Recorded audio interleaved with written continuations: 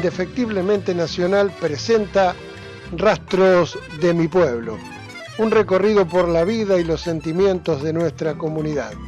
Rescatamos el pasado para vivir un presente con futuro. Idea y conducción, Oscar Di Maro.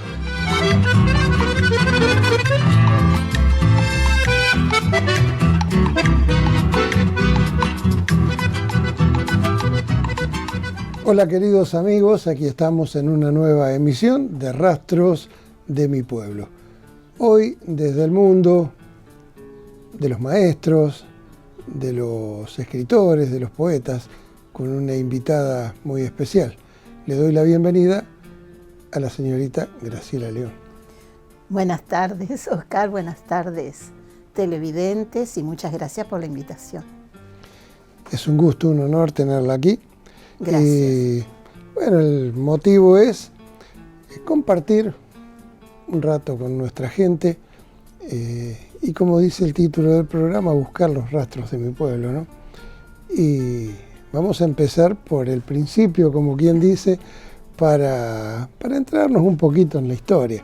Y entonces yo le voy a pedir que nos cuente un poco sobre su lugar de origen, sobre su niñez, cómo arranca la vida, y después vamos a ir caminando a través del tiempo.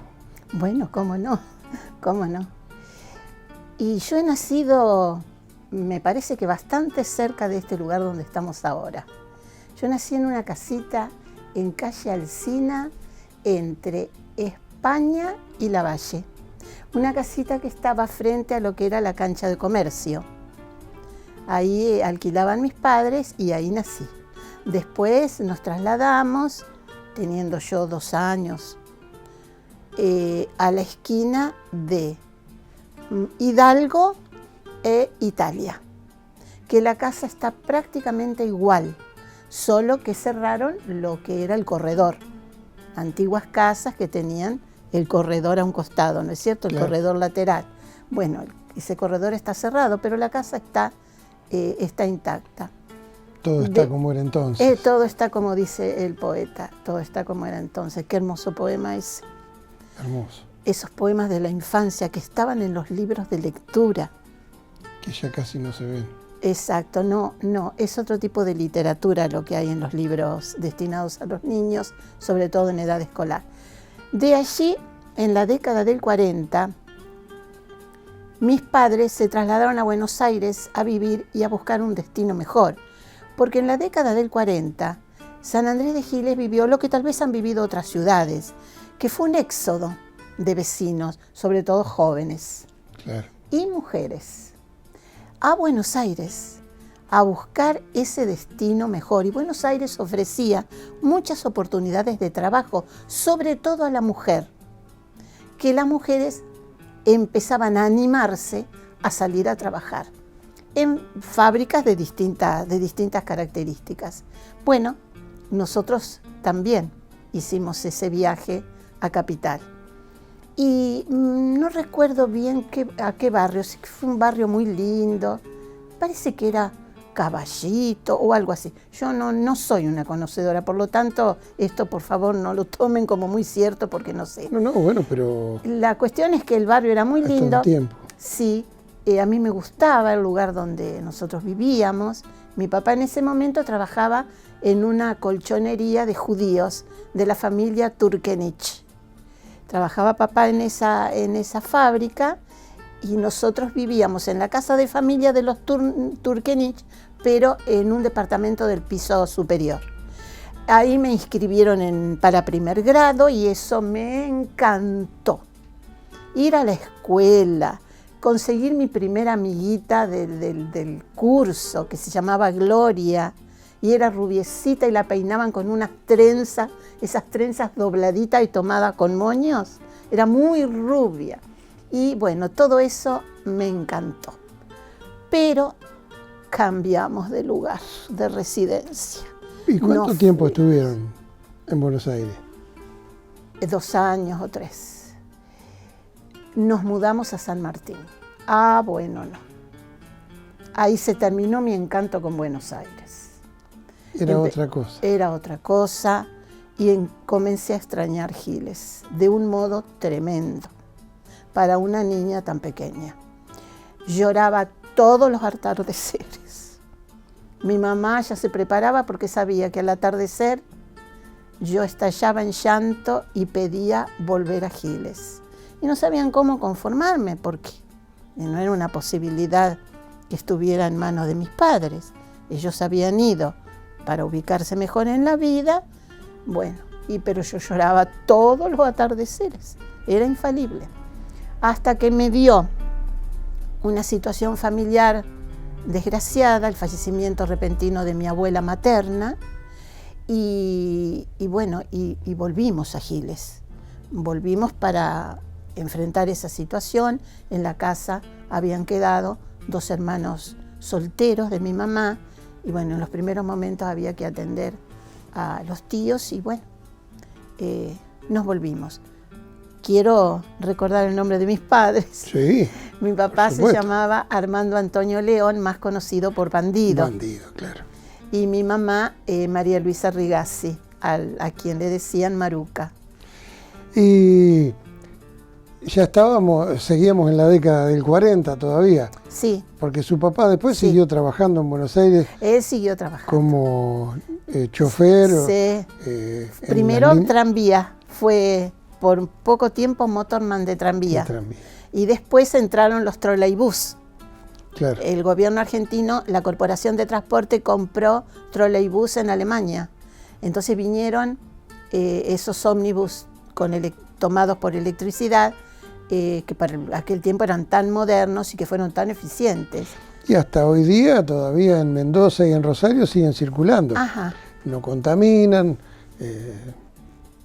Es algo realmente muy ecológico, muy avanzado. Era muy avanzado, a tal punto que antes de comenzar a manejar troleibús, mi padre y todos los aspirantes tuvieron que hacer un curso muy intensivo y muy riguroso para el manejo del troleibús, y además porque como llevaba esas lanzas conectadas con los cables de electricidad, tuvieron que prepararlos para diversas contingencias. Por ejemplo, que se desprendiera la lanza. Entonces el chofer tenía que volverla a conectar. Con una caña los volvían a conectar. Sí, sí. Bueno, eso requería una preparación. Yo alcancé a verlo y alcancé a viajar en tranvía a principios de la década del 60. Claro. Todavía funcionaban en Buenos Aires. Bueno, y mi papá contaba que había traídos de Alemania simuladores de manejo.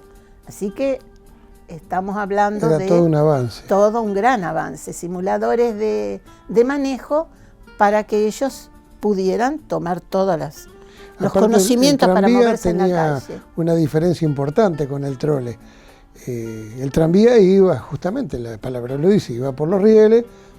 En cambio el otro no, era un vehículo que lo único que lo ataba era justamente el trole a la fuente de energía, ¿no? Sí. Y entonces el manejo era totalmente distinto. Sí, por eso fue que cuando se produce la revolución de 1955 y el bombardeo a Plaza de Mayo, mi papá en ese momento estaba manejando trole precisamente por las inmediaciones de Plaza de Mayo, y él pudo ver todo lo que sucedía. Algo tremendo. Fue algo muy terrible. Él era muy joven, tenía un poco más de 30 años. Claro. Pero lo marcó muchísimo ver eso. Sobre todo, él recordaba a veces con profunda tristeza la muerte de sus compañeros. El troley que iba delante de él fue alcanzado por una bomba, se incendió de inmediato. Además, ver cómo caían los albañiles y pintores que estaban en el ministerio. A ver, Oscar, usted que conoce Buenos Aires. Más o menos, no tanto. Pero estaban arreglando un ministerio, así que había andamios muy altos con muchos operarios. Claro. Y bueno, caían como si fuesen gorriones ondeados. Una cosa tremenda. Bueno, nosotros con mi madre nos quedamos acá en Giles. Fue un ataque demencial, ¿no? De lo cual la gente, mucha no tiene real conciencia porque por ahí no lo vivió, por ahí no se lo contaron, pero a ver, acá estamos hablando Es decir, usted está contando algo muy, muy personal porque lo vivió su propio padre. Sí.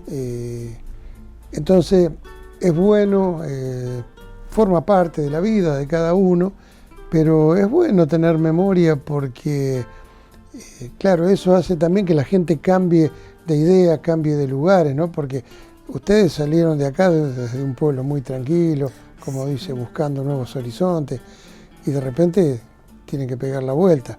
Primero una parte de la familia y finalmente se volvió él también. Claro. Cuando la Corporación de Transporte dejó de existir y ellos ya, los troleys se sacaron de Buenos Aires, entonces, bueno, le dieron a los empleados la opción, a ver, a ustedes los vamos a indemnizar, pero no podemos ubicarlos en ningún lado. Entonces papá ya decidió incorporarse nuevamente a Giles, ¿no? Y él había traído, que lamentablemente en la mudanza lo he perdido, ¿no? Esas cosas que uno pierde objetos a medida que se va mudando de casa.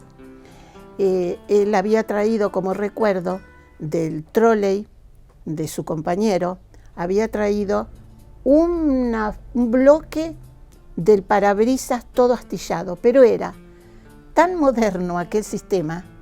Eran vidrios muy gruesos, pero cuando sufrían un impacto se rompían, pero no se astillaban.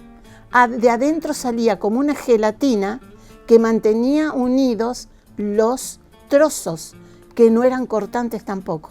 Claro, para no lastimar a las personas. Para no lastimar a las personas. Graciela, le propongo escuchar un tema musical y después seguimos charlando. ¿Cómo no? Con todo gusto. Mónica Abraham. Tendrías que verla.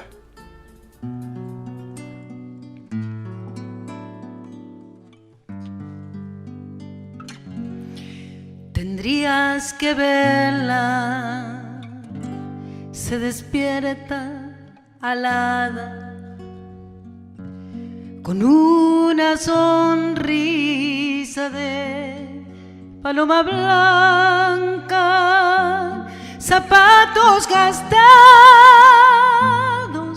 ojitos de plata, redondos y suaves,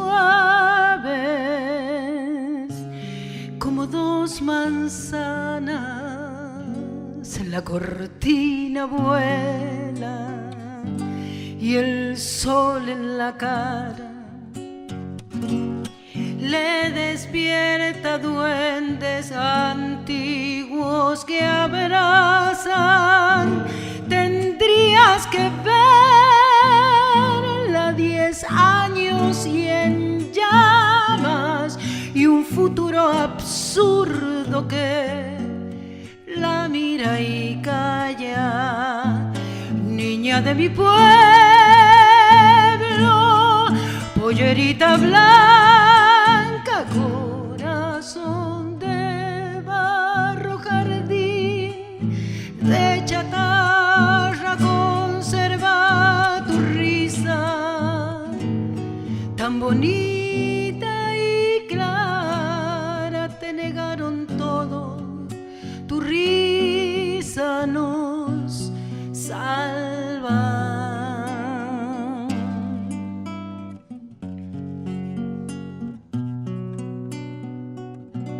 Carita de cobre, pichón de torcaza, le han negado todo y ella muestra el alma, su cuerpo de mimbre, la niñez reclama, sus manos pequeñas, cuadernos y hamacas. Tendrías que verla,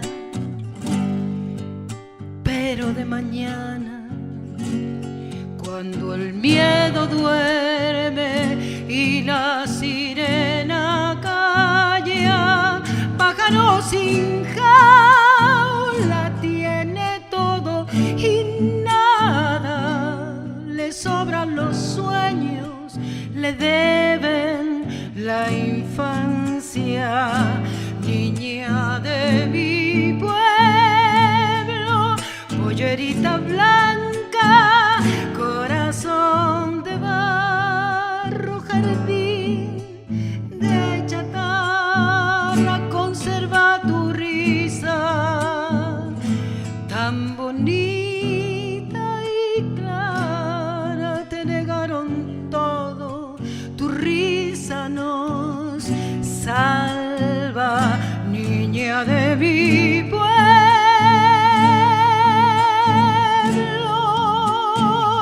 Corazón de barro, jardín de chatarra, conserva tu risa tan bonita y clara. Te negaron todo, tu risa nos salva. Tendrías que verla.